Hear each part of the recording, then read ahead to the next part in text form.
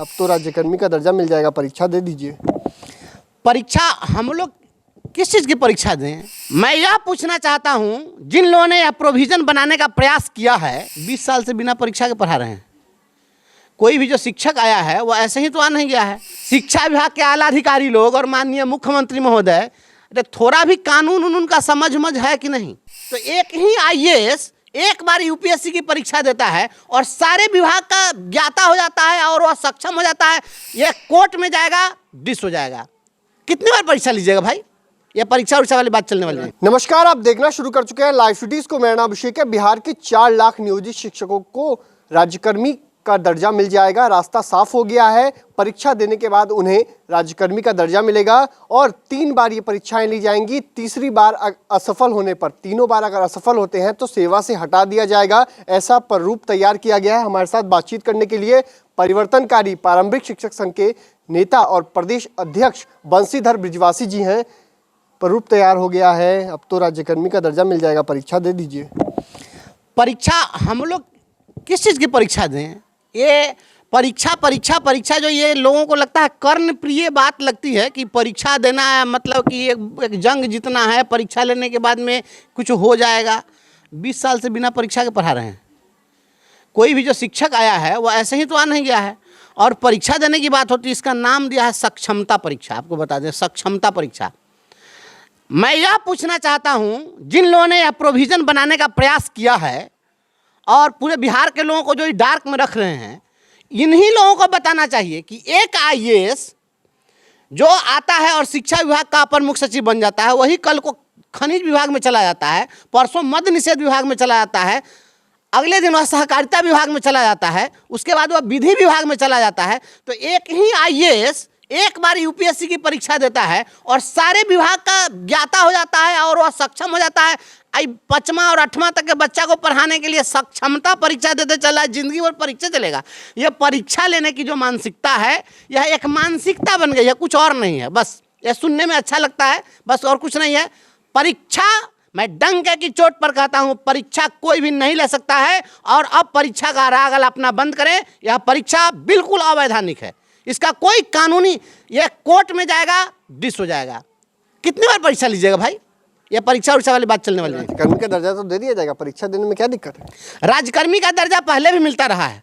यह कोई पहली बार की बात नहीं है। इसके पहले भी जितने विद्यालय जो आज हाई स्कूल आप देख रहे हैं, जितने भी जिला स्कूल होते थे या जो राजकीय विद्यालय थे, उच्च विद्यालय थे, उसके अलावा जो राजकीयकृत हुए, जिनका राजकीयकरण हुआ था, तो वे सभी विद्यालय पहले निजी ही हुआ करते थे और वह वित्त रहित थे और उन सभी लोगों को जगन्नाथ मिश्रा के समय में सीधे अडॉप्ट किया गया था। तो ये ऐसा नहीं है कि कोई पहली बार हो रहा है, ऐसा होता नहीं है। और हम लोगों को ऐसे ही तो हम लोग आ नहीं गए हैं। इसके पहले जो लोग आए हैं वो टीईटी पास करके आए हुए हैं। जो लोग टीईटी नहीं थे उन लोगों को दक्षता परीक्षा पास कराया गया है। तो दक्षता परीक्षा और ये सक्षमता परीक्षा, एक में सक्षम होना, एक में दक्ष होना, भारी शब्द कौन है? एक में तो एक्सपर्ट होने की बात है, तो दक्षता परीक्षा ना सबसे उपयुक्त है। जो दक्ष हो गया अब उसको कहिएगा कि सक्षम है कि नहीं। अरे गजब हाल है। ये शब्दों का चयन भी कम से कम, हमारे शिक्षा विभाग शिक्षा विभाग है, इसमें विद्वान लोग बैठते हैं, कम से कम शब्दों का चयन और उसके अर्थ पर भी ध्यान देना चाहिए था। या ऐसा थोड़ी होता है।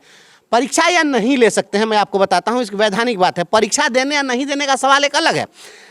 हम यह बताना चाहते हैं कि परीक्षा ये कैसे ले सकते हैं। इन्होंने जो प्रोविज़न बनाया है, इस प्रोविज़न में इन्होंने कहा है कि नियमावली के प्रवृत्त होने की तिथि से हम शिक्षक हो जाएंगे। और नाम भी दिया है कि अब हम लोग रहेंगे विशिष्ट शिक्षक। विशिष्ट शिक्षक क्या होता है कि वो भी एक आपत्ति का विषय है। तो एक शिक्षक ये बनाएंगे नियमावली प्रवृत्त होने की तिथि से। नियमावली प्रवृत्त होगी उसी दिन से हम शिक्षक हो जाएंगे, राज्यकर्मी हो जाएंगे। शर्त इन्होंने लगा दिया है कि फिर बाद में ये जब परीक्षा लेंगे तो परीक्षा हमको पास करना पड़ेगा। लेकिन एक बात इसमें जोड़ दी गई है कि 3 बार परीक्षा में हमको शामिल होना है।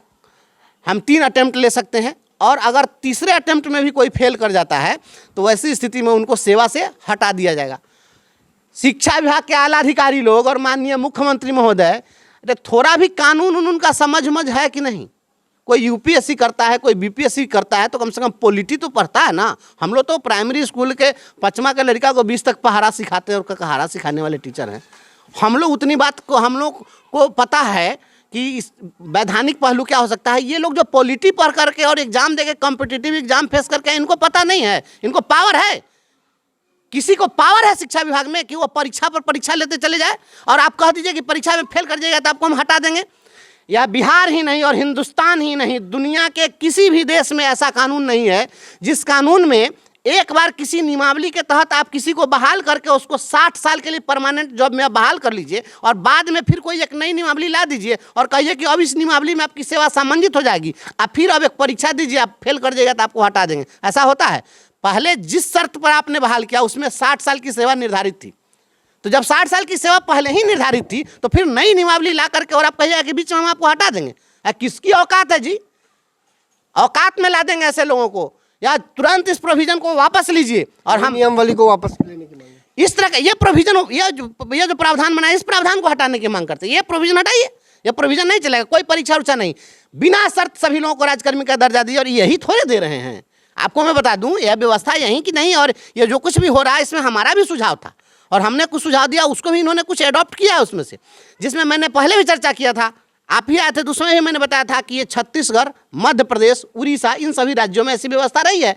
तो वहाँ पर जो लोग संविदा शिक्षक बहाल हुए थे, जिनको स्थानीय निकायों ने बहाल किया था, उनका जब राजकीयकरण हुआ तो उसके लिए कोई परीक्षा नहीं ली जाती है। आज भी प्रोविजन है, आप जाकर पता कर लीजिए। 6 वर्ष की सेवा जब स्थानीय निकाय में हो जाती है तो वो राजकीय शिक्षक बन जाते हैं उड़ीसा में, अभी भी वही प्रोविजन। आप लोग नहीं मानेंगे इसको? नहीं, मानना क्या है, ये चलने ही वाला नहीं है, ये अनचल्लू प्रोविजन नहीं चलेगा। नहीं, ये जाएगा, ये तो ये अपने से वापस ले लें, नहीं तो कोर्ट में बेइज्जत होकर वापस लेंगे। तो आपने सुना कि बंशीधर बृजवासी ने क्या कुछ कहा। उन्होंने साफ साफ कहा ये नहीं चलने वाला है, कोर्ट में इन्हें वापस लेना पड़ेगा, नहीं तो अभी वापस ले लें। इनका साफ साफ कहना है बार बार परीक्षाएं क्यों, हम परीक्षा नहीं देंगे और साफ साफ कह रहे हैं कि हमें बिना शर्त राजकर्मी का दर्जा देना होगा। तो बने रहिए लाइव सिटीज के साथ।